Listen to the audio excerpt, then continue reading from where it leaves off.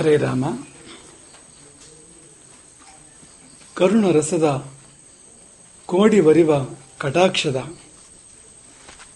ಪರತತ್ವ ಬರುಪು ಆಲಾಪದ ಪರ ಪುಣ್ಯಮಯ ಶರೀರದ ನಿರಾಭಾರಿ ಗುರುವಿರಲಿ ಎನ್ನ ಮಾನಸದಿ.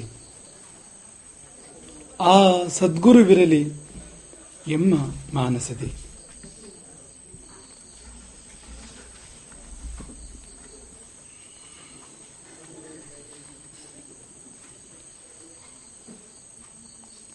ಕಣ್ಣಿಗೂ ಕಿವಿಗೂ ಅಂತರವೇನು? ಸಾಮಾನ್ಯವಾಗಿರುವ ಮಾತು ಕಣ್ಣಾರೆ ಕಂಡಿದ್ದು ಸತ್ಯ. ಕಿವಿಯಲ್ಲಿ ಕೇಳಿದ್ದು ಚಾಡಿಯಾಗಿರ್ಬೋದು, ಸತ್ಯವೂ ಆಗಿರ್ಬೋದು. ಸತ್ಯಕ್ಕೂ ಸುಳ್ಳಿಗೂ ಕಣ್ಣಿಗೂ ಕಿವಿಗೂ ನಡುವೆ ಇರತಕ್ಕಷ್ಟೇ ಇರುವ ಅಂತರವೇ ಅಂತರ ಎಂಬುದಾಗೆಲ್ಲ ಹೇಳೋದುಂಟು. ಇನ್ನೊಂದು ಮುಖವನ್ನು ನಾವು ಅವಲೋಕನ ಮಾಡಬೇಕು. ಈಗ ಕಣ್ಣು ಗ್ರಹಿಸ್ತದೆ ಏನನ್ನು ಅಂದ್ರೆ ವರ್ತಮಾನ ಕಾಲದಲ್ಲಿ ಕಣ್ಣೆದುರು ಯಾವುದಿದೆ ಅದನ್ನು ಮಾತ್ರ. ವರ್ತಮಾನ ಕ್ಷಣದಲ್ಲಿ ತನ್ನೆದುರು ಏನಿದೆಯೋ ಅದನ್ನು ಹೊರತುಪಡಿಸಿ ಬೇರೆ ಏನನ್ನೂ ಗ್ರಹಿಸುವ ಶಕ್ತಿ ಕಣ್ಣಿಗಿಲ್ಲ. ಒಂದು ಕ್ಷಣ ಹಿಂದಿನದನ್ನು ಕಣ್ಣು ಗ್ರಹಿಸಲಾರದು, ಮುಂದಿನದನ್ನು ಗ್ರಹಿಸಲಾರದು, ಪರೋಕ್ಷವಾಗಿದ್ದರೆ ಅದನ್ನು ಗ್ರಹಿಸಲಾರದು. ಹಾಗಾಗಿ ಕಣ್ಣಿನ ಪರಿಮಿತಿ ಇದು ಅಂತ. ಕಿವಿ ಹಾಗಲ್ಲ. ಕಿವಿಯ ಮೂಲಕ ನಾವು ನೋಡಬಹುದು. ನಾವು ಕಣ್ಣಿನ ಮೂಲಕ ಹೇಗೆ ನೋಡಬಹುದು, ಕಿವಿಯ ಮೂಲಕವೂ ಕೂಡ ನಾವು ಅದನ್ನು ಒಂದು ವಿಷಯವನ್ನು ಗ್ರಹಿಸಲಿಕ್ಕೆ ಸಾಧ್ಯ ಇದೆ. ವಿಶೇಷ ಏನಂದ್ರೆ ಈ ಕ್ಷಣವಲ್ಲ, ಹಿಂದಿನ ಕ್ಷಣವೋ ಮತ್ತು ಹಿಂದಿನ ಕ್ಷಣವೋ ಮುಂದಿನ ಕ್ಷಣವೋ ಯಾವಾಗ ಆಗಿದ್ರೂ ಕೂಡ ಕಿವಿಯ ಮೂಲಕ ನಾವು ವಿಷಯ ತಿಳ್ಕೊಳ್ಳೋದು ಸಾಧ್ಯ ಇದೆ. ನಮ್ಮ ಅನುಭವ ಆಗಿರಬೇಕು ಅಂತಿಲ್ಲ, ಇನ್ನೊಬ್ಬರ ಅನುಭವವೂ ಆಗ್ಬಹುದು. ಇನ್ನೊಬ್ಬರ ಅನುಭವವನ್ನು ಅವರು ಹೇಳಿದಾಗ ನಾವು ಕಿವಿಯಿಂದ ಕೇಳಬಹುದಲ್ವಾ? ಅದು ಕಿವಿಯ ವಿಶೇಷ.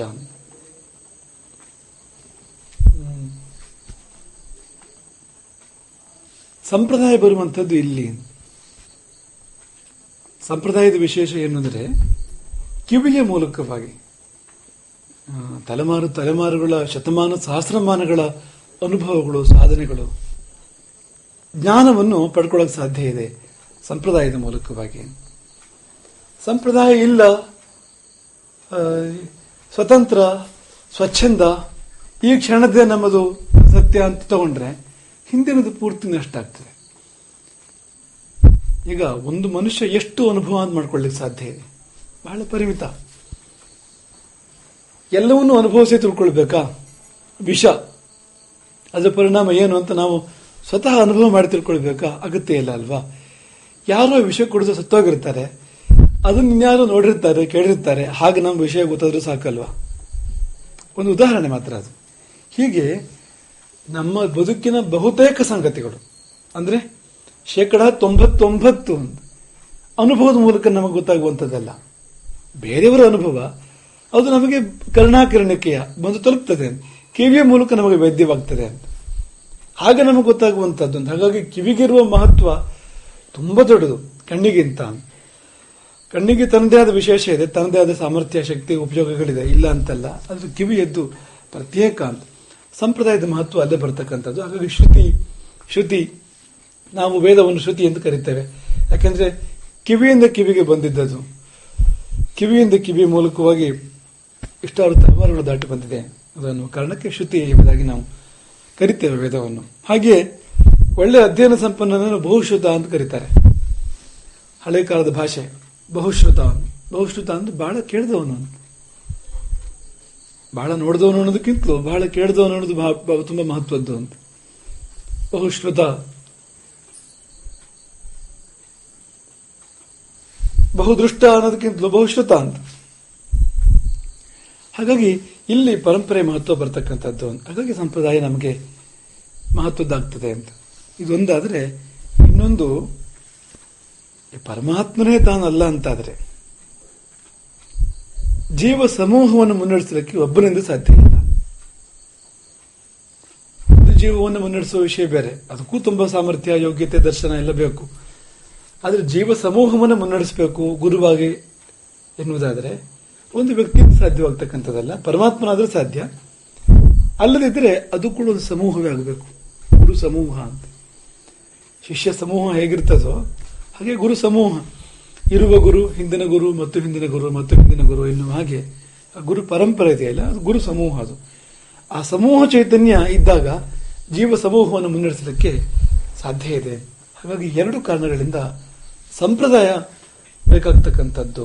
ಹಾಗಾಗಿ ವೇದಾಂತ ದೇಶಿಕರು ಸಿದ್ಧಂ ಸತ್ಸಂಪ್ರದಾಯೇ ಎಂಬುದಾಗಿ ಪ್ರಾರಂಭ ಮಾಡ್ತಾರೆ. ಸತ್ಸಂಪ್ರದಾಯದಲ್ಲಿ ಸಿದ್ಧಿಯನ್ನು ಪಡೆದವನು, ಸತ್ಸಂಪ್ರದಾಯದಲ್ಲಿ ಬಂದವನು ಅಂದ್ರೆ ಸಾಲದು ಅಂತ. ಸಿದ್ಧಂ ಸಿದ್ಧಿಯನ್ನು ಪಡೆದವನು, ಸಂಪ್ರದಾಯದ ಮೂಲಕವಾಗಿ ದೀಕ್ಷೆಯನ್ನು ಪಡೆದು, ಉಪದೇಶವನ್ನು ಪಡೆದು, ಸಾಧನೆ ಮಾಡಿ, ತಪಸ್ಸು ಮಾಡಿ ಸಿದ್ಧಿಯನ್ನು ಪಡೆದವನು. ಸ್ವಯಂ ಸಿದ್ಧಿ ಬೇಕು.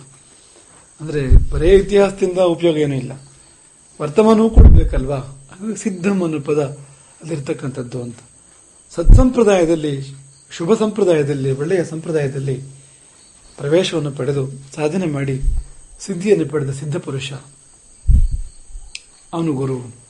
ಅಂಥವನನ್ನು ಗುರುವಾಗಿ ಆರಿಸಿಕೊಳ್ಬೇಕು ಎಂಬುದು. ಮುಂದಿನದು ಸಿದ್ಧಂ ಸತ್ಸಂಪ್ರದಾಯೇ ಸ್ಥಿರಧಿಯಂ, ಸ್ಥಿರ ಮನಸ್ಸಿನವನಾಗಿರಬೇಕು. ಈ ಹಿಂದೆ ಬಂದು ಹೋಗಿರ್ತಕ್ಕಂಥ ಒಂದು ವಿಷಯ ಇದು. ದೇಶಕರು ಕೂಡ ಅದನ್ನೇ ಹೇಳಿದ್ದಾರೆ. ಸ್ಥಿರಧಿಯಂ, ಮನಸ್ಥೈರ್ಯ ಬೇಕು, ಸ್ಥಿರ ಮನಸ್ಸು ಬೇಕು ಗುರುವಾದವನಿಗೆ. ಮುನ್ನಡೆಸುವವನ ಮನಸ್ಸು ಚಂಚಲವಾಗಬಾರದು. ನಡೆಯುವವನ ಮನಸ್ಸು ಚಂಚಲವಾದರೂ ಪರವಾಗಿಲ್ಲ, ಮುನ್ನಡೆಸುವವನ ಮನಸ್ಸು ಚಂಚಲವಾಗಬಾರದು. ದಾರಿ ತೋರಿಸುವವನಿಗೆ 100 ಬುದ್ಧಿ ಆಗಬಾರ್ದು, 3 ಬುದ್ಧಿ ಆಗಬಾರ್ದು, ಒಂದೇ ಬುದ್ಧಿ ಇರಬೇಕು ಅಲ್ವಾ. ಈಗ ನಮ್ಮನ್ನು ಯಾರೋ ಎಲ್ಲೋ ಕರ್ಕೊಂಡು ಹೋಗ್ತಾ ಇದ್ದಾರೆ, ದಾರಿ ತೋರಿಸೋರು ಅಂತ ಅನ್ಕೊಳ್ಳಿ ನೀವು. ಅವನು ಈ ಕ್ಷಣಕ್ಕೆ ಈ ದಾರಿ ಅಂತಂದವನು ಮುಂದಿನ ಕ್ಷಣಕ್ಕೆ ಮತ್ತೊಂದು ದಾರಿ ಅದಲ್ಲ ಅಂತಂದ್ರೆ ದಾರಿ ಯಾವುದು? ನಾವು ದಾರಿ ಮೇಲೆ ಆಗ್ತೇವೆ ಹೊರತು ಗುರಿಯನ್ನು ತಲುಪೋದಿಲ್ಲ ಅಂತ. ಈಗ ವಾಹನ ಚಾಲಕ ಅಂತ ಅನ್ಕೊಳ್ಳಿ, ನಾವು ಕೂತ್ಕೊಂಡಿದ್ದೀವಿ ವಾಹನದಲ್ಲಿ. ವಾಹನ ಚಾಲಕ ಅವನು ಸ್ಥಿರಧಿಯಾಗಿರ್ಬೇಕು, ಅವನು ಸ್ಥಿರ ಮಾನಸ ಆಗಿರ್ಬೇಕು. ಇಲ್ಲ ಅಂದ್ರೆ ಅವನಿಗೆ ಕ್ಷಣಚಿತ್ತ ಕ್ಷಣ ಪಿತ್ತ ಆದ್ರೆ ನಾವು ಹೋಗಿ ಗುರಿಯನ್ನು ತಲುಪೋದಿಲ್ಲ, ಅಪಘಾತಕ್ಕೀಡಾಗ್ತೇವೆ ಅಂತ.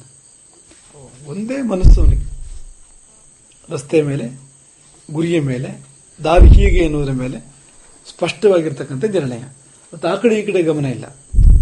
ಈಗ ವಾಹನ ಓಡಿಸುವಾಗ ಮಧ್ಯೆ ಬೇರೆ ಏನೋ ಅವನಿಗೊಂದು ಮನಸ್ಸು ಮೂಡು ಬಂದ್ಬಿಟ್ರೆ ಏನ್ ಮಾಡೋದು? ಬರೋ ಹಾಗಿಲ್ಲ ಅಂತ ಬಂದ್ರೆ ಗುರಿ ಮುಟ್ಟೋದಿಲ್ಲ ವಾಹನ, ಅಥವಾ ನಾವು ವಾಹನದಲ್ಲಿ ಇರ್ತಕ್ಕಂಥವರು ಅಂತ. ಹೇಗೋ ಗುರು ಕೂಡ ಹಾಗೆ ತಾನೆ. ದಾರಿ ತೋರಿಸುವವನು ಗುರು, ಕರೆದುಕೊಂಡು ಹೋಗುವವನು ಗುರು. ಅವನು 3 ಮನಸ್ಸು 100 ಮನಸ್ಸನ್ನಾಗಬಾರದು, ಒಂದೇ ಮನಸ್ಸು ಸ್ಥಿರ ಮನಸ್ಸನ್ನಾಗಿರ್ಬೇಕು. ಹಾಗಾಗಿ ಸ್ಥಿರ ಮಾನಸತ್ವ ಎಂಬುದು ಗುರು ಲಕ್ಷಣ ಎಂಬುದಾಗಿ ಬಲ್ಲವರು ಹೇಳಿದರು. ಚುರುಕು ಬುದ್ಧಿಗಿಂತ ಸ್ಥಿರ ಬುದ್ಧಿ ಮುಖ್ಯ. ಚುರುಕು ಬುದ್ಧಿಯವರು ಸಿಗ್ತಾರೆ, ಭಾರಿ ಚುರುಕು ಬುದ್ಧಿ. ಈ ಕ್ಷಣ ಇಲ್ಲಿದ್ರೆ ಮುಂದಿನ ಕ್ಷಣ ಲಂಡನ್ ಅಲ್ಲಿ ಅಂತ, ಅದು ಪ್ರಯೋಜನ ಇಲ್ಲ. ಅದಕ್ಕಿಂತ ಮುಖ್ಯವಾಗಿರ್ತಕ್ಕಂಥದ್ದು ಸ್ಥಿರ ಬುದ್ಧಿ, ಇಟ್ಟಲ್ಲಿ ಮನಸ್ಸು ಸ್ಥಿರ ಎನ್ನುವಂಥದ್ದು ಅಂತ. ಅದಕ್ಕೊಂದು ಉದಾಹರಣೆ ಕೊಡಬಹುದು. ಈಗ ಇಲ್ಲಿ 5 ಅಡಿ, ಅಲ್ಲಿ 5 ಅಡಿ, ಮತ್ತೊಂದು ಕಡೆ ಇನ್ನೂ 5 ಅಡಿ, ಹಾಗೆ ಒಂದು 10 ಕಡೆ ಬಾವಿ ತೋಡಿದ್ರೆ ಎಲ್ಲೂ ನೀರು ಬರೋದಿಲ್ಲ. ಒಂದೇ ಕಡೆ 50 ಅಡಿ ತೋಡಿದ್ರೆ ನೀರು ಬರೋ ಸಾಧ್ಯತೆ. ಬಾವಿ ತೋಡುವ ಉದಾಹರಣೆ ಕೊಡ್ತಾ ಇರ್ತಕ್ಕಂಥದ್ದು. ಬಾವಿ ತೋಡುವಾಗ ಒಂದೇ ಕಡೆ 30 ಅಡಿಯೋ 50 ಅಡಿ ತೋಡ್ತಾರೆ. ಸ್ವಲ್ಪವೇ 10 ಕಡೆ ತೋಡಿದ್ರೆ ಎಲ್ಲೂ ನೀರು ಬರೋದಿಲ್ಲ ಅಂತ. ಹಾಗಾಗಿ ಈ ಸ್ಥಿರಧೀತ್ವ, ಸ್ಥಿರಮಾನಸತ್ವದ ಲಾಭ ಏನು ಅಂದ್ರೆ ಒಂದೇ ಕಡೆ ಆಳವಾಗಿ ಹೋಗೋದ್ರಿಂದ, ಒಂದೇ ವಿಷಯದಲ್ಲಿ ಆಳವಾಗಿ ಹೋಗೋದ್ರಿಂದ ಆ ವಿಷಯದಲ್ಲಿ ವಿಶೇಷ ಜ್ಞಾನ, ವಿಶೇಷ ಸಾಧನೆ ಏರ್ಪಡ್ತಕ್ಕಂಥದ್ದು ಅಂತ. ಹಾಗಾಗಿ ಸ್ಥಿರಧಿಯಂ, ಸ್ಥಿರಮಾನಸನಾಗಿರ್ಬೇಕು. ಅಂಥ ಗುರುವನ್ನು ಆರಿಸ್ಕೋ.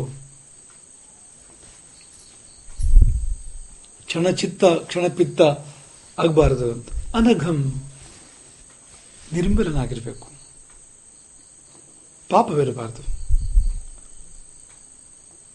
ಪಾಪವು ಸಾಧನೆಯ ದಾರಿಯನ್ನೇ ಮುಚ್ಚಿಬಿಡುತ್ತದೆ. ಪಾಪವು ಸಾಧನೆಯ ದಾರಿಯನ್ನೇ ಮುಚ್ಚಿಬಿಡುತ್ತದೆ. ನಮ್ಮೊಳಗಿನ ಸಾಧನಾ ಮಾರ್ಗಗಳು, ನಾಡಿ ಮಾರ್ಗಗಳು ಅನೇಕ, ಅನಂತ. ಅವುಗಳಲ್ಲಿ ಕಟ್ಟುವ ಕಸವೇ ಪಾಪ. ಪಾಪವು ಹೋಗಿ, ನಾವು ಮಾಡಿದ ತಪ್ಪುಗಳು ಹೋಗಿ ಆ ನಾಡಿ ಮಾರ್ಗಗಳನ್ನು, ಸಾಧನಾ ಮಾರ್ಗಗಳನ್ನು ನಿರೋಧಗೊಳಿಸ್ತವೆ, ಕಟ್ಟಿಕೊಂಡು ಬಿಡ್ತವೆ. ಈಗ ತನಗೇ ದಾರಿ ಇಲ್ಲದಾದವನು ಬೇರೆಯವರಿಗೆ ದಾರಿ ತೋರಿಸೋದಾದ್ರೂ ಹೇಗೆ? ಪಾಪದ ಪರಿಣಾಮವೇ ದಾರಿ ಮುಚ್ಚಿ ಹೋಗುವಂಥದ್ದು. ಹಾಗಿರುವಾಗ ಬೇರೆಯವರಿಗೆ ಅವನು ದಾರಿ ತೋರಿಸಲಿಕ್ಕೆ ಸಾಧ್ಯ ಇಲ್ಲ. ಹಾಗಾಗಿ ನಿಷ್ಪಾಪನಾಗಿರಬೇಕು, ಪಾಪಮುಕ್ತನಾಗಿರಬೇಕು. ಪಾಪಂ ಪ್ರಜ್ಞಾಂ ನಾಶಯತಿ ಕ್ರಿಯಮಾಣಂ ಪುನಃ ಪುನಃ. ಪಾಪವು ಮತ್ತೆ ಮತ್ತೆ ಮಾಡಿದಾಗ ಪ್ರಜ್ಞೆಯನ್ನು ನಾಶ ಮಾಡ್ತದೆ. ಪಾಪಪ್ರಜ್ಞೆ ಅಂತ ಒಂದು ಶಬ್ದ ಇದೆ ನೋಡಿ ಕನ್ನಡದಲ್ಲಿ. ಅದು ಬೇಕೋ ಬೇಡೋ ಅದು. ಪಾಪಪ್ರಜ್ಞೆ ಒಂದು ಇದ್ದರೆ ಅವನು ಮತ್ತೆ ತಪ್ಪನ್ನು ಮಾಡೋದಿಲ್ಲ. ಮಾಡಿದ ತಪ್ಪಿನ ಬಗ್ಗೆ ಒಂದು ಪಾಪಪ್ರಜ್ಞೆ, ಪಾಪದ ಬಗ್ಗೆ ಒಂದು ಜ್ಞಾನ, ನಾನು ತಪ್ಪು ಮಾಡಿದೆ, ನನ್ನಿಂದ ಚ್ಯುತಿ ಉಂಟಾಯಿತು ಅಂತ ಅದು ಬರದೇ ಇದ್ರೆ ಅವನು ಅದಕ್ಕಿಂತ ದೊಡ್ಡ ತಪ್ಪನ್ನು ಮಾಡ್ತಾನೆ. ಒಂದು ತಪ್ಪಿನ ಜಾಗದಲ್ಲಿ 3 ತಪ್ಪು, 3 ತಪ್ಪಿನ ಜಾಗದಲ್ಲಿ 100 ತಪ್ಪು ಅಂತ. ಹಾಗಾಗಿ ಪಾಪಂ ಪ್ರಜ್ಞಾಂ ನಾಶಯತಿ ಕ್ರಿಯಮಾಣಂ ಪುನಃ ಪುನಃ ನಷ್ಟಪ್ರಜ್ಞ ಪಾಪಮೇವ ಪುನರಾರಪತೆ ಅರ್ಜುನ. ಪಾಪ ಮಾಡಿದ್ರೆ ಪ್ರಜ್ಞೆ ನಷ್ಟ ಆಗ್ತದೆ. ಪ್ರಜ್ಞೆ ಕಳ್ಕೊಂಡಾಗ, ಪ್ರಜ್ಞೆ ನಷ್ಟವಾದಾಗ ಮತ್ತೆ ಪಾಪವನ್ನು ಮಾಡ್ತಾನೆ. ಈ ಬಾರಿ ದೊಡ್ಡ ಪಾಪವನ್ನು ಮಾಡ್ತಾನೆ. ಹಿಂದಿನ ಪಾಪಕ್ಕಿಂತ ದೊಡ್ಡ ಪಾಪವನ್ನು ಮಾಡ್ತಾನೆ, ಹೆಚ್ಚು ಪಾಪವನ್ನು ಮಾಡ್ತಾನೆ. ಮತ್ತಷ್ಟು ಪ್ರಜ್ಞಾನಾಶ. ಅದರ ಪರಿಣಾಮವಾಗಿ ಮತ್ತು ಹೆಚ್ಚು ಪಾಪಗಳು ಮತ್ತು ದೊಡ್ಡ ಪಾಪಗಳು. ಒಂದು ವಿಷಚಕ್ರ ಇದು. ಜೀವ ಪಾತಾಳಕ್ಕೆ ಪತನಗೊಳ್ಳುತ್ತದೆ ಅಂತ. ಈ ಪಾಪಗಳು ಆರಂಭವಾದರೆ, ಪಾಪದ ಪರಂಪರೆ ಆರಂಭವಾದರೆ ಪತನ ಪಾತಾಳಕ್ಕೆ. ಗುರುವಾದವರಿಗೆ ಏನು ಮುಖ್ಯವಾಗಿ ಬೇಕಾಗಿರ್ತಕ್ಕಂಥದ್ದು? ಪ್ರಜ್ಞೆ.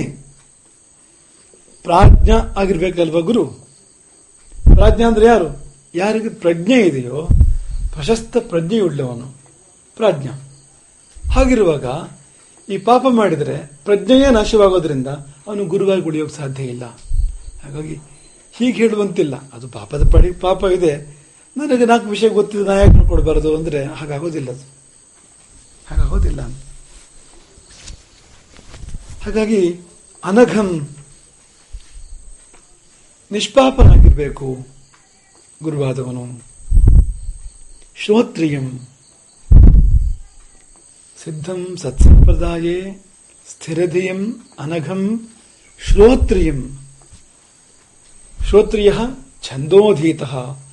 ಶ್ರೋತ್ರಿಯ ಅಂದ್ರೆ ಅಧ್ಯಯನ ಸಂಪನ್ನನಾದವನು, ವೇದಾಧ್ಯಯನ ಸಂಪನ್ನನಾದವನು, ವೇದಗಳನ್ನು ಬಲ್ಲವನು. ವೇದಗಳನ್ನು ಬಲ್ಲವನು ಅಂತ ಯಾಕೆ ಹೇಳಿದ್ರು? ಬೇರೆ ಪುಸ್ತಕ ಓದಿ ತಿಳ್ಕೊಳ್ಳೋಕೆ ಸಾಧ್ಯ ಇಲ್ವಾ ವಿಷಯಗಳನ್ನು ಅಂತಂದ್ರೆ, ವೇದಗಳು ಭಗವಂತನ ಹುಲಿಗಳು, ಜೀವಲೋಕದ ಉದ್ಧಾರಕ್ಕಾಗಿ ಬಂದ ಭಗವದ್ವಾಣಿಗಳು ಅಂತ. ಹೀಗಿರಬೇಕು, ಹೀಗಿರಬಾರ್ದು, ಇದು ಸರಿ, ಇದು ತಪ್ಪು, ವಿಶ್ವವು ಇಂಥದ್ದು. ಈ ವಿಶ್ವದ ಪರಿಚಯ ಕೊಡುವಂಥದ್ದು, ಜೀವನದ ಪರಿಚಯ ಕೊಡುವಂಥದ್ದು, ಸಾಧನೆಯ ಪರಿಚಯ ಮಾಡಿಕೊಡ್ತಕ್ಕಂಥದ್ದು, ಮೋಕ್ಷಕ್ಕೆ ದ್ವಾರವನ್ನು ತೆರೆದುಕೊಡ್ತಕ್ಕಂಥದ್ದು, ಇದಕ್ಕಾಗಿ ಬಂದ ಭಗವದ್ವಾಣಿಗಳೇ ವೇದಗಳು. ಭಗವದ್ವಾಣಿ ಅಂದ್ರೆ ನಮ್ಮ ನಿಮ್ಮ ಮಾತನಾಗಿರ್ಬೇಕಾಗಿಲ್ಲ ಅದು. ಯಾಕೆಂದ್ರೆ ಅವನು ಭಗವಂತ ಅನ್ನೋದು ಅದು ಮನುಷ್ಯಾತೀತ, ಅದು ಮನುಷ್ಯ ಮಾತ್ರ ಅಲ್ಲ ಅದು. ಹಾಗಾಗಿ ಭಗವದ್ವಾಣಿ ಅಂದ್ರೆ ಅದು ತರಂಗದಂತೆ ಇರಬಹುದು, ಅದು ಒಂದು ಅವ್ಯಕ್ತವಾಗಿ ಅನಿರ್ವಚನೀಯವಾಗಿ ಸೃಷ್ಟಿಯಲ್ಲಿ ಎಲ್ಲೆಡೆಗೆ ಹಬ್ಬೆ ಹರಡಿರಬಹುದು, ಅಲೆಗಳಂತೆ ಅದು. ಅದನ್ನು ಡಿಕೋಡ್ ಮಾಡೋದಕ್ಕೆ ಗೊತ್ತಿರಬೇಕು. ಅದನ್ನು ಕಂಡುಕೊಂಡು ಮನುಷ್ಯ ಕಂಠದಿಂದ, ಮನುಷ್ಯ ವಚನದಿಂದ ಪ್ರಪಂಚದ ಮುಂದಿಡೋಕೆ ಗೊತ್ತಿರಬೇಕು. ಹಾಗೆ ಮುಂದಿಟ್ಟಾಗ ಅದಕ್ಕೆ ವೇದ ಅನ್ನುವ ಹೆಸರು ಬರತಕ್ಕಂಥದ್ದು ಅಂತ. ಹಾಗಾಗಿ ಗುರುವೆಂದರೆ ರೇಡಿಯೋ ಇದ್ದ ಹಾಗೆ ಅಂತ. ಈಗ ರೇಡಿಯೋ ಸ್ಟೇಷನ್ ಇಂದ ತರಂಗಗಳು ಪ್ರಸಾರಗೊಳ್ಳುತ್ತವೆ, ಅದನ್ನೇ ಹೇಳಿದ್ದು. ಮಾತು ಅಂದ್ರೆ ಈ ರೂಪದಲ್ಲಿ ಇರಬೇಕು ಅಂತೇನಿಲ್ಲ. ಮನುಷ್ಯರಲ್ಲೇ ಕಾಣ್ತೇವೆ ನಾವು. ರೇಡಿಯೋ ಸ್ಟೇಷನ್ ಅಥವಾ ಟಿವಿ ಸ್ಟೇಷನ್ ನಲ್ಲಿ ತರಂಗಗಳು ಪ್ರಸಾರಗೊಳ್ಳುತ್ತವೆ. ಆ ತರಂಗಗಳು ನಮ್ಮ ಸುತ್ತಮುತ್ತ ಓಡಾಡ್ತಾ ಇರಬಹುದು, ಅದು ಆದ್ರೆ ನಮಗೇನು ಕೇಳಿಸೋದಿಲ್ಲ ಅಂತ. ಕೇಳಿಸ್ಬೇಕಾದ್ರೆ ಒಂದು ಉಪಕರಣ ಬೇಕು, ಅದಕ್ಕೆ ರೇಡಿಯೋ ಬೇಕು. ರೇಡಿಯೋದ ಶಕ್ತಿ ಏನು? ಆ ತರಂಗಗಳನ್ನು ಗ್ರಹಿಸಿ ಅದಕ್ಕೆ ಧ್ವನಿ ರೂಪವನ್ನು ಕೊಟ್ಟು ಅವು ಪ್ರಸಾರ ಮಾಡ್ತೇವೆ, ನಮಗೆ ಅರ್ಥವಾಗುವಂತೆ ಆಗ್ತದೆ ಅದು ಅಂತ. ಹೀಗೆ ಗುರುವಾದವನು ಸೃಷ್ಟಿಯಲ್ಲಿ ಹಬ್ಬಿ ಹರಡಿರತಕ್ಕಂಥ ಭಗವಂತನ ಹುಲಿಗಳನ್ನು, ಭಗವಂತನ ವಚನಗಳನ್ನು ಗ್ರಹಿಸಿ ಮನುಷ್ಯ ಭಾಷೆಯಿಂದ ಮನುಷ್ಯ ಲೋಕದ ಮುಂದೆ, ಜೀವಲೋಕದ ಮುಂದೆ ಪ್ರಸ್ತುತಪಡಿಸುವ ಯೋಗ್ಯತೆ ಉಳ್ಳವನು. ಇದು ಶ್ರೋತ್ರಿಯ ಶಬ್ದದ ಪೂರ್ಣ ಅರ್ಥ ಅಂತ. ಹೀಗಾದಾಗ ಅವನು ಶ್ರೋತ್ರಿಯ ಅಂತ ಅನ್ಸ್ಕೊಳ್ತಾನೆ. ದೇವರ ಮಾತಿಗೆ ಕಿವಿಯಾಗಬಲ್ಲವನು, ದೇವರ ಮಾತಿಗೆ ಬಾಯಿಯಾಗಬಲ್ಲವನು. ದೇವರ ಮಾತಿಗೆ ತಾನು ಕಿವಿಯಾಗಿ ಮೊದಲು, ಬಳಿಕ ತಾನು ಬಾಯಿಯಾದಾಗ ಶ್ರೋತ್ರಿಯ. ಬಹಳ ಮುಖ್ಯವಾಗಿರ್ತಕ್ಕಂಥದ್ದು ಇದು. ಯಾಕೆಂದ್ರೆ ಗುರುವೆಂಬುದು ದೇವರದ್ದೇ ಮತ್ತೊಂದು ರೂಪ. ಗುರು ಬ್ರಹ್ಮ ಗುರು ವಿಷ್ಣು ಅನ್ನುವಾಗ ದೇವರದ್ದೇ ಮತ್ತೊಂದು ರೂಪ ಅಂತ ಅನ್ನುವಾಗ, ಈ ರೂಪವು, ದೇವರ ಈ ರೂಪವು ಇನ್ನೊಂದು ರೂಪದಲ್ಲಿರತಕ್ಕಂಥ ಭಗವದ್ವಾಣಿಯನ್ನು ಡಿಕೋಡ್ ಮಾಡಿ ಅದನ್ನು ನಮಗೆ ಕೊಡುವಾಗಿರಬೇಕು. ಮತ್ತೆ ಗುರುವೆಂದರೆ ದಾರಿ ತೋರಿಸುವವನು. ಆ ದಾರಿ ತೋರಿಸ್ತಕ್ಕಂಥ ವಾಣಿಗಳು ಸೃಷ್ಟಿಯಲ್ಲಿ ಹರಡಿವೆ, ಎಲ್ಲೆಡೆ ಇವೆ. ಅದರ ಆಕ್ಸೆಸ್ ಅವನಿಗೆ ಬೇಕು, ಅದರ ಸಂಸರ್ಗ ಅವನಿಗೆ ಬೇಕು. ಇದ್ದಾಗ ಬಹು ಬೇಗ ನಮಗೆ ಅವನು ಸರಿಯಾದ ದಾರಿಯನ್ನು ತೋರಿಸಲಿಕ್ಕೆ ಸಾಧ್ಯ ಇದೆ. ಹಾಗಾಗಿ ಶ್ರುತಿಯ ಮೇಲೆ ನಿಂತಿರಬೇಕು ಗುರುತ್ವವೆನ್ನುವಂಥದ್ದು, ಶ್ರೋತ್ರಿಯನಾಗಿರಬೇಕು ಎಂಬುದಾಗಿ ಈ ಮಾತನ್ನು ದೇಶಕರು ಹೇಳಿದ್ದಾರೆ. ಬಳಿಕ ಬ್ರಹ್ಮನಿಷ್ಠಂ ಸ್ಥಿರಧಿಯಂ ಅನಘಂ ಶ್ರೋತ್ರಿಯಂ ಬ್ರಹ್ಮನಿಷ್ಠಂ. ನಿಷ್ಠೆ ಬ್ರಹ್ಮಕ್ಕೆ, ನಿಷ್ಠೆ ಪರಮ ಪುರುಷನಿಗೆ, ಪರಮಾತ್ಮನಿಗೆ, ನಿಷ್ಠೆ ಅಂತರಾತ್ಮಕ್ಕೆ, ಆತ್ಮತತ್ವಕ್ಕೆ. ಇದು ತೀರಾ ಅಗತ್ಯವಾಗಿರ್ತಕ್ಕಂಥದ್ದು ಗುರುತ್ವಕ್ಕೆ. ನಿಷ್ಠೆ ಹಣಕ್ಕೆ ಇದಲ್ಲ, ನಿಷ್ಠೆ ಕೀರ್ತಿಗೆ, ನಿಷ್ಠೆ ಅಧಿಕಾರಕ್ಕೆ ಇವೆಲ್ಲ ಅಲ್ಲ. ನಿಷ್ಠೆ ಮಮತೆಗೆ.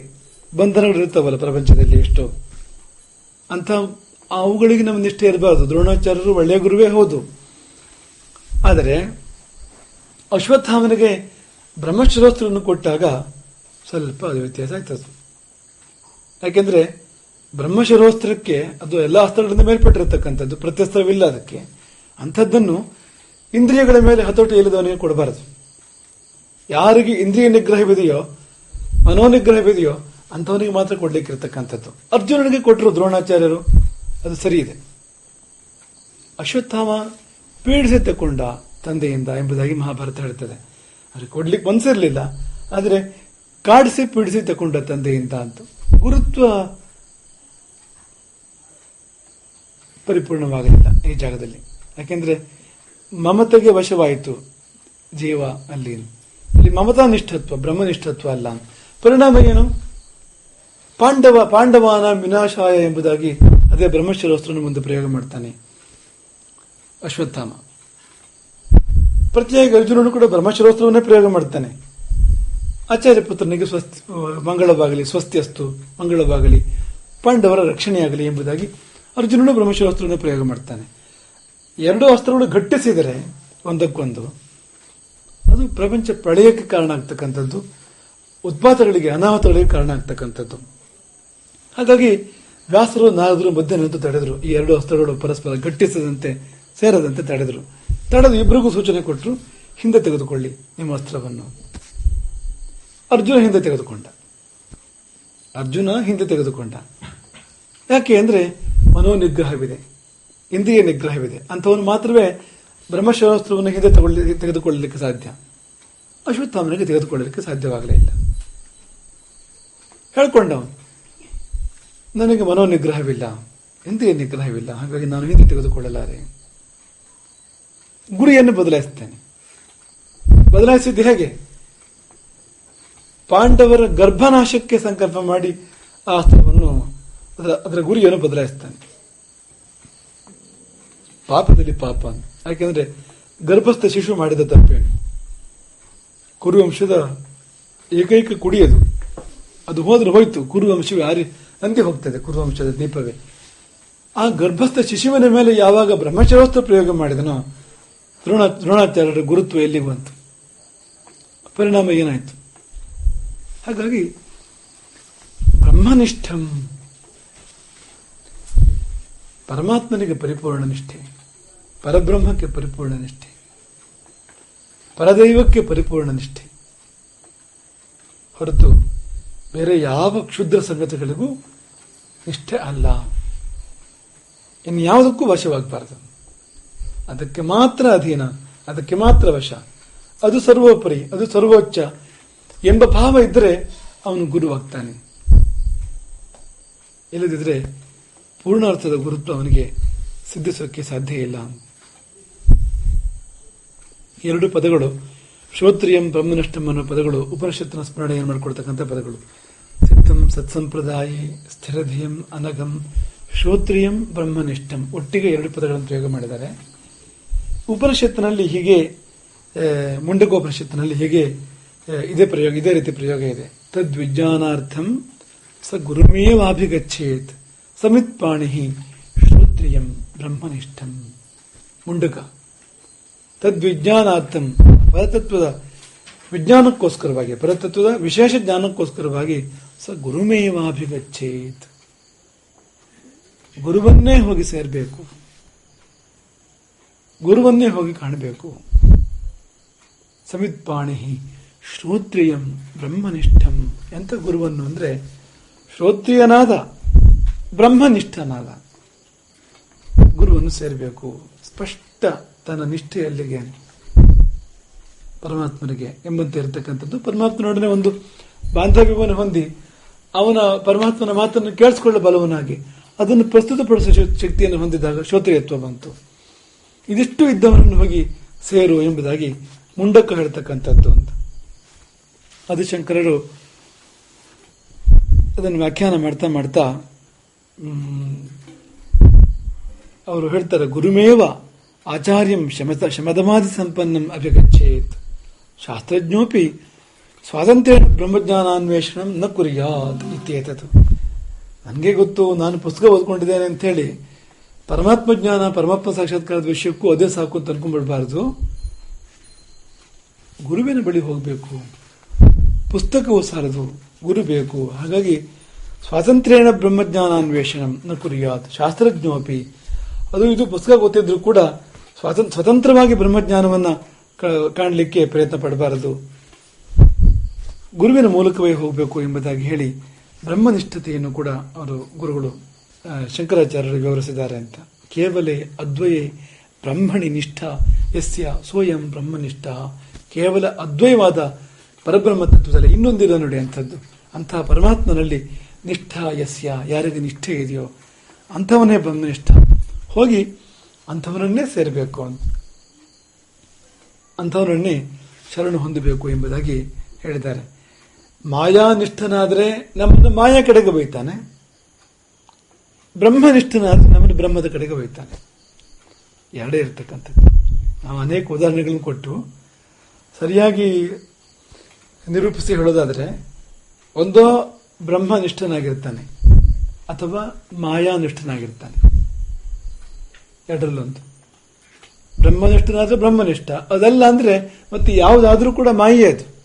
ಬ್ರಹ್ಮವಲ್ಲದ್ದು ಬೇರೆ ಏನದು, ಮಾಯೆ ಅದು. ನಾವು ಹೇಳಿದ ಅನೇಕ ಸಂಗತಿಗಳು, ಹಣವೋ ಅಧಿಕಾರವೋ ಕೀರ್ತಿಯೋ ಬಾಂಧವ್ಯಗಳು ಮತ್ತೊಂದು, ಇವೆಲ್ಲವೂ ಕೂಡ ಮಾಯೆ. ಹಾಗಾಗಿ ಮಾಯಾನಿಷ್ಠನನ್ನು ಗುರುವಾಗಿ ಒಪ್ಪಿಕೊಂಡ್ರೆ ಅವನು ನಮ್ಮನ್ನು ಮಾಯೆಯಲ್ಲಿಯೇ ತೊಡಲಾಡಿಸಿ ಬಿಡ್ತಾನೆ. ಬ್ರಹ್ಮನಿಷ್ಠನನ್ನು ಒಪ್ಪಿಕೊಂಡ್ರೆ ನಮ್ಮನ್ನು ಅವನು ಪರಬ್ರಹ್ಮದ ಕಡೆಗೆ, ಪರಮಾತ್ಮನ ಕಡೆಗೆ ಒಯ್ತಾನೆ. ಹಾಗಾಗಿ ಶ್ರೋತ್ರಿಯಂ ಬ್ರಹ್ಮನಿಷ್ಠಂ. ನಮ್ಮ ಗುರುವ ಬ್ರಹ್ಮನಿಷ್ಠನಾಗಿದ್ದಾಗ ನಾವು ಗುರುನಿಷ್ಠರಾದರೆ ಸಾಕು, ನಮಗಷ್ಟೇ ಬೇಕಾಗಿರ್ತಕ್ಕಂಥದ್ದು. ಗುರುವಿನಲ್ಲಿ ನಿಷ್ಠೆ ಇದ್ರೆ ಸಾಕು. ಯಾಕೆ ಗುರುವಿನ ಬ್ರಹ್ಮದಲ್ಲಿ ನಿಷ್ಠೆ ಇರೋದ್ರಿಂದ ನಮಗೆ ಅದಕ್ಕಿಂತ ಹೆಚ್ಚನ್ನು ಬೇಕಾಗೋದಿಲ್ಲ ಅಂತ. ನೌಕೆಯಾಗಿ ಗುರುವೇ ಕರ್ಕೊಂಡು ಹೋಗ್ತಾನೆ, ಅದು ಮುಂದೆ ಹೋಗಲಿಕ್ಕೆ ನಮಗೆ ದಾರಿ ಆಗ್ತದೆ ಪರಮಾತ್ಮನ ಕಡೆಗೆ. ಹಾಗಾಗಿ ಶ್ರೋತ್ರಿಯಂ ಬ್ರಹ್ಮನಿಷ್ಠಂ ಸತ್ವಸ್ಥಂ.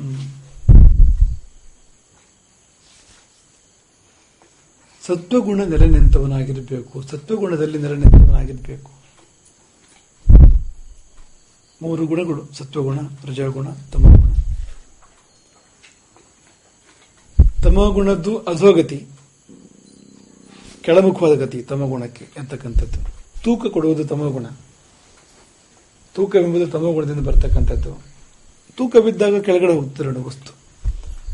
ಹಾಗಾಗಿ ತಮೋಗುಣದ ಗತಿ ಅಧೋಮುಖ, ರಜೋಗುಣದ ಗತಿ ತಿರ್ಯಂಗ್ಮುಖ, ಅಡ್ಡಡ್ಡಲಾಗಿ. ಸತ್ವಗುಣದ್ದು ಊರ್ಧ್ವಮುಖ. ಗೀತೆಯ ಮಾತು: ಊರ್ಧ್ವಂ ಗಚ್ಚಂತಿ ಸತ್ವಸ್ಥಾಃ ಮಧ್ಯೆ ತಿಷ್ಠಂತಿ ರಾಜಸಾಃ ಜಘನ್ಯ ಗುಣ ವೃತ್ತಿಸ್ಥಾ ಅಧೋ ಗಚ್ಚಂತಿ ತಾಮಸಾ ಊರ್ಧ್ವಂ ಗಚ್ಚಂತಿ ಸತ್ವಸ್ಥಾ. ಸತ್ವಸ್ಥರಾದವರು, ಇದೇ ಪದ ಬಳಸಿದ್ದಾರೆ ನೋಡಿ ಅಲ್ಲಿ. ಯಾರು ಸತ್ವಸ್ಥರೋ, ಸತ್ವಗುಣದಲ್ಲಿ ನೆಲೆ ನಿಂತವರು, ಅಂಥವರು ಮೇಲಕ್ಕೆ ಹೋಗ್ತಾರೆ. ಊರ್ಧ್ವಂ ಗಚ್ಚಂತಿ.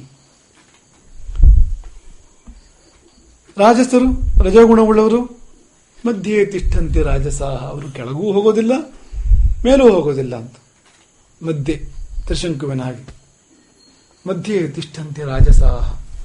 ಜಘನ್ಯ ಗುಣ ವೃತ್ತಿಸ್ಥಾಹ ಅಧೋ ಗಚ್ಚಂತಿ ತಾಮಸಾಹ.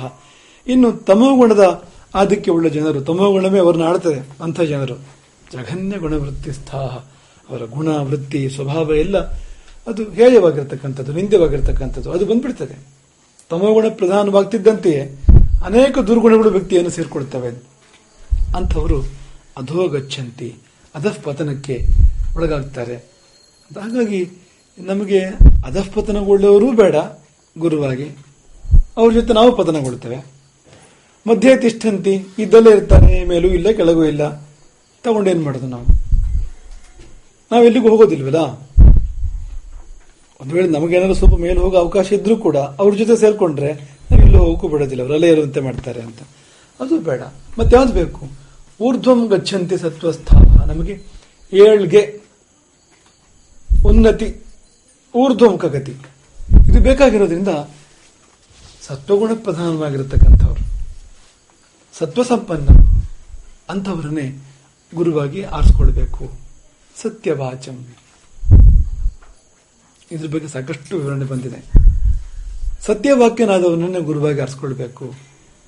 ಹೃದಯವೇ ಬಾಯಾದವನು ಗುರು, ಹೃದಯವೇ ಕಿವಿಯಾದವನು ಶಿಷ್ಯ. ಸತ್ಯವಾಕ್ಯ ಅಂದ್ರೆ ಏನು? ಹೃದಯವೇ ಬಾಯಾದವನು, ಬಾಯಿಗೂ ಹೃದಯಕ್ಕೂ ಅಂತರ ಇಲ್ಲ. ಮಿಥ್ಯೆ ಅಂದ್ರೆ ಬಾಯಿಗೂ ಹೃದಯಕ್ಕೂ ಅಂತರ ಬಂತು ಅಂದ್ರೆ ಮಿಥ್ಯೆ. ಅದು ಸತ್ಯ ಅಂದ್ರೆ ಹೃದಯವೇ ಬಾಯಿ ಆಗ್ತದೆ, ಹೃದಯವೇ ಬಾಯಿಗೆ ಬರ್ತದೆ ಅಂತ. ಅದು ಗುರು. ಹೃದಯವೇ ಕಿವಿಯಾದವನು, ಕಿವಿಗೂ ಹೃದಯಕ್ಕೂ ಅಂತರವೇ ಇಲ್ಲ, ನೇರ ಹೃದಯದಿಂದಲೇ ಕೇಳ್ತಾನೆ ಗುರುವಿನ ಉಪದೇಶವನ್ನು, ಅವನು ಶಿಷ್ಯ. ಸತ್ಯವಾಚಂ. ಸಮಯ ನಿಯತೆಯ ಸಾಧುವೃತ್ಯ ಸಮೇತಂ. ಸಮಯ ನಿಯತೆಯ ಸಾಧುವೃತ್ಯ ಸಮೇತಂ ಅಂದ್ರೆ ಈ ಸದಾಚಾರಗಳಿಗೆ ಬೆಲೆ ಕೊಡುವವನಾಗಿರಬೇಕು ಗುರುವಾದವನು. ಸಮಯ ಅನ್ನೋ ಶಬ್ದಕ್ಕೆ ಸಂಸ್ಕೃತದಲ್ಲಿ ಆ ರೀತಿಯ ಒಂದು ಅರ್ಥ ಇದೆ, ಒಂದು ಒಪ್ಪಂದ. ಸಜ್ಜನರ ಮಧ್ಯದಲ್ಲಿ ಹೀಗೆ ನಡ್ಕೊಳ್ಬೇಕು, ನಡ್ಕೊಳ್ಬಾರದು ಅನ್ನೋ ಒಂದು ಒಪ್ಪಂದ ಇರ್ತದೆ.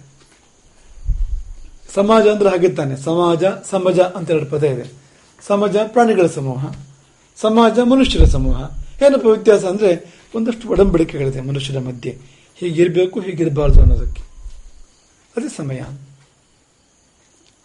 ಹಾಗಾಗಿ ಅಂತಹ ಸಮಯಗಳಿಂದ, ಅಂತ ಒಪ್ಪಂದಗಳಿಂದ, ಅದನ್ನ ಶಾಸ್ತ್ರ ಅಂತ ಕರೀತಕ್ಕಂಥದ್ದು, ಅದನ್ನೇ ಪದ್ಧತಿಗಳು ಸಂಪ್ರದಾಯಗಳು ಅಂತ ಕರೀತಕ್ಕಂಥದ್ದು, ಅವುಗಳಿಂದ ನಿಯಂತ್ರಿತವಾಗಿರ್ತಕ್ಕಂಥ ಸಾಧುವೃತ್ತಿ, ಸತ್ಪುರುಷರ ನಡವಳಿಕೆ, ಆಚಾರ, ಅದು ಉಳ್ಳವನಾಗಿರಬೇಕು.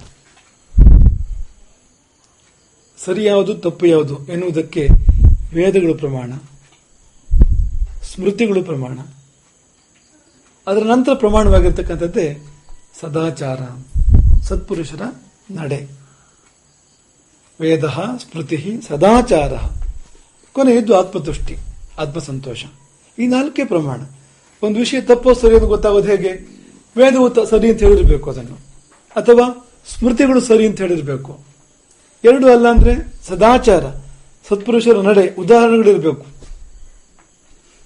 ಅಲ್ಲ ಆತ್ಮಸಂತೋಷ, ಮನಸ್ಸಂತೋಷ ಅಲ್ಲ, ಇಂದ್ರಿಯ ಸಂತೋಷವಲ್ಲ, ಆತ್ಮಸಂತೋಷವಿರಬೇಕು. ಹೀಗಿದ್ದಾಗ ಒಂದು ವಿಷಯ ಸರಿ ತಪ್ಪು ಅನ್ನೋದು ನಮಗೆ ನಾವು ನಿರ್ಣಯ ಮಾಡ್ಕೊಳ್ಳಿಕ್ಕೆ ಸಾಧ್ಯ ಇದೆ ಅಂತ. ಈ ಸದಾಚಾರಗಳನ್ನು ಪಾಲನೆ ಮಾಡಬೇಕಾಗ್ತದೆ ಗುರುವಾದವನು. ಈಗ ಇವತ್ತು ಕಾಣ್ತೇವೆ, ಗುರು ಅನ್ನುವ ಒಂದು ಹೆಸರನ್ನ ಇಟ್ಟುಕೊಂಡು ಉಚ್ಛೃಂಖಲ ಅಂತ ಹೇಳ್ತಾರಲ್ಲ, ಅಂಥ ಒಂದು ವೃತ್ತಿ ಅಂತ ಮನಸ್ಸಿಗೆ ಬಂದಂತೆ ಇರುವುದು, ಹುಚ್ಚುಚ್ಚಾಗಿರ್ತಕ್ಕಂಥದ್ದು, ಬೇಕಾದಾಗೆ ತನ್ನ ಚಿತ್ತ ಹೇಳಿದಂತೆ ಓಡ್ತಕ್ಕಂಥದ್ದು, ಅಂಥದ್ದನ್ನೆಲ್ಲ ಕಾಣ್ತೇವೆ ನಾವು. ಆದರೆ ಗುರುತ್ವಕ್ಕೆ ಸದಾಚಾರ ಕೂಡ ತುಂಬಾ ಮುಖ್ಯವಾಗಿರ್ತಕ್ಕಂಥದ್ದು. ಸದಾಚಾರವನ್ನ ಪಾಲಿಸಬೇಕು. ಸದಾಚಾರ ಅನ್ನೋದು ಸುಮ್ಮನೆ ಇರೋದಿಲ್ಲ, ಕಾರಣದಿಂದ ಬಂದಿರ್ತದೆ. ಸಿಂಧುವನ್ನು ಹಿಂದಿರುಗಿ ಬೇರೊಂದು ಚಂದದಲ್ಲಿ ಪರಿದು ಬಾರೆಂದ ಅಣತಿಪೆಯ. ಸಂದರ್ಭ ಬಿಡುದು ಜನಚೈತನ್ಯ ಪರಿದಿಹುದು ಅಂತರ್ಗತಿ ಎಲ್ಲವದು. ನದಿ ಹರಿದು ಬಂದಿದೆ, ಹೇ ಸರಿಯಲ್ಲ ನೀ ಬಂದಾರಿ, ಹೀಗೆಲ್ಲ ವಾಪಸ್ಸು ಹಿಮಾಲಯಕ್ಕೆ, ಓ ಆಚೆದಾರಲ್ಲ ಬಾ ಅಂತ ನಾವು ಆಜ್ಞೆ ಮಾಡೋಕೆ ಸಾಧ್ಯವಾ? ಸಾಧ್ಯ ಇಲ್ಲ ತಾನೆ. ನದಿಗೆ ಗೊತ್ತು ಹೇಗೆ ಹರಿದು ಬಂದ ಸೂಕ್ತ, ಎಲ್ಲಿ ತಗ್ಗು, ಎಲ್ಲಿ ಎತ್ತರ, ಎಲ್ಲಿಗೆ ಏನ್ ಬೇಕು ಬೇಡ, ನದಿಗೆ ಗೊತ್ತು ಅದು ಅಂತ. ಹಾಗೆ ಜನಚೈತನ್ಯ ಕೂಡ ಹಾಗೆ.